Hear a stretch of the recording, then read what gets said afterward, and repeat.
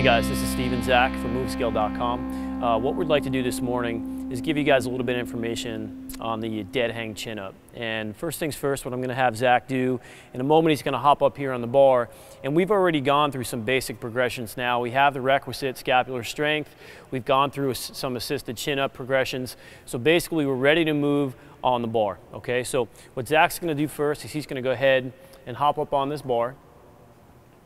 And just as we mentioned in previous videos here, what I want you guys to understand is that Zach is going to have to set his shoulders first. So he's going to go ahead and depress those shoulder blades. I get super good lat engagement right here. So first things first, he's going to just go ahead and hop up.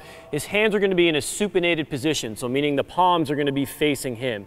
So the main difference there is supinated, meaning think of it as like how you'd hold a bowl of soup, versus pronated where your palms are away. Supinated right now for this chin up.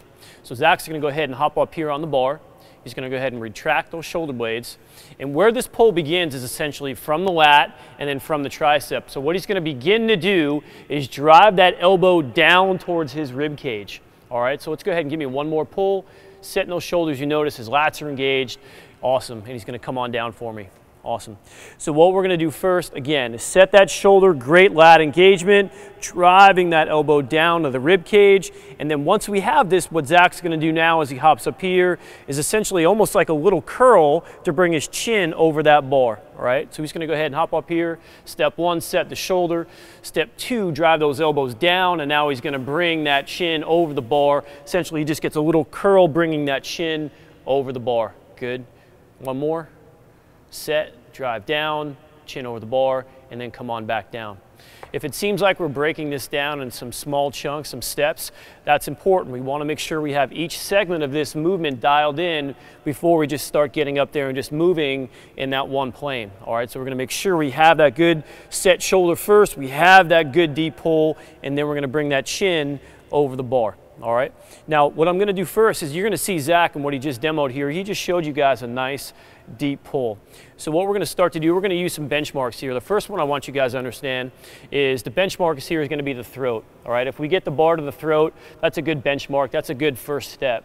From there, what I'd like you to think about doing is getting a nice deep pull to just beneath that clavicle right there on the chest. And then from there, once we have that deep pull, we're going to think about sternum pull. So good deep pull. So over time, we may start here, progress to that clavicle, and then be able to pull ourselves all the way down to that sternum. All right.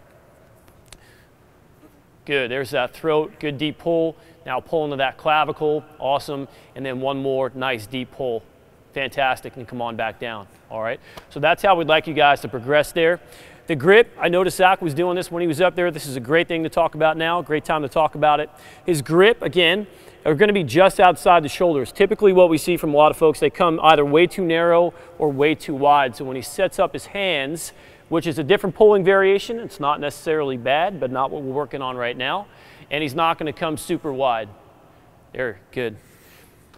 Truth be told, we need to make sure we're strong pulling in all ways. Supinated, pronated, mixed grip, neutral grip. Being strong pulling all ways is important, but for right now, just what we're discussing, we're just going to talk about this nice deep chin up, okay? So one more time, Zach's going to hop up there for me. Good, he's going to set the shoulder.